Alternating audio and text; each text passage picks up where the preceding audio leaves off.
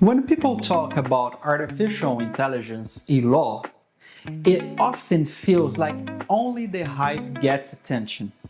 The louder that promise, the faster it spreads. But a hype is not the same as progress. Today, I want to share a different perspective, one shaped by my experience in the two largest legal markets in the Americas, Brazil and the United States. And from what I see, the real issue is not whether AI works or not. The real issue is how hype blinds us from the real problems we need to solve. Lawyers today stand at a crossroad. On one side, they are fascinated by AI. It promises efficiency, speed, and automation for tasks that are repetitive and exhausting.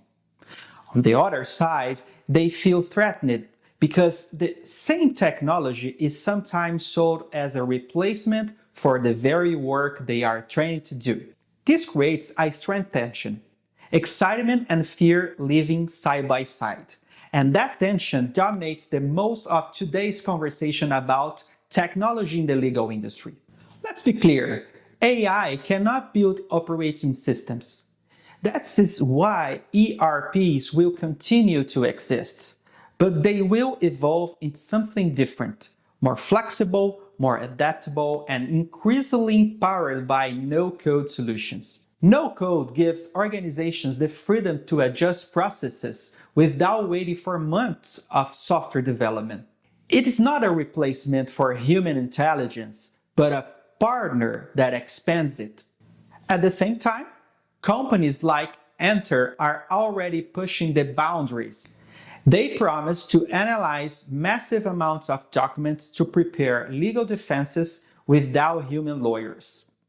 This is exciting and it may work very well in cases of mass litigation where scale is everything. But here is the reality. This solution faces heavy resistance, restrictions from professional associations, court rulings that carry bias against automation, and a regulatory environment that is still suspicious of innovation. So, the real question is not whether AI is powerful, it is how it will be applied, and what cultural and regulatory and institutional barriers still stand in the way. Many people believe that Brazil litigates far more than the United States. But that is misleading. The difference is not the number of disputes. The difference is how those disputes are resolved. In the US, many conflicts never reach state courts. Companies rely on arbitration clauses, private tribunals, and mediation panels. Some even create internal conciliation boards to settle disputes quickly. This removes pressure from the public system. In Brazil, however, the default path is still the public courts. That explains why Brazil has tens of millions of pending lawsuits. It's not that we have more conflicts, it is that we rely too heavily on the courtroom as the only solution. This comparison matters because it shows that innovation is not about technology. It is also about culture, incentives, and the willingness to experiment with new models of resolution.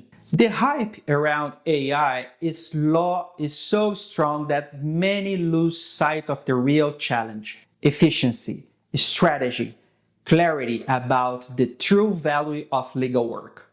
When clients hear about AI, their expectations change overnight. They want more results in less time and for lower cost. And that pressure falls directly on the shoulders of lawyers, not because AI has already transformed the system, but because the hype convinced clients it should have. Okay, so let's be honest. AI is not the enemy of lawyers. The real risk is allowing the noise of hype to blind us from the real challenges we must address. Technology can help, but it must be integrated responsibly, critically, and strategically. The future of law will not be written by resistance to technology, nor will be written by blind submission to every new trend. It will be shaped by collaboration, critical and intelligent perspective. And that leaves us with one final question. How do you see the future of law? Resistance or collaboration with technology?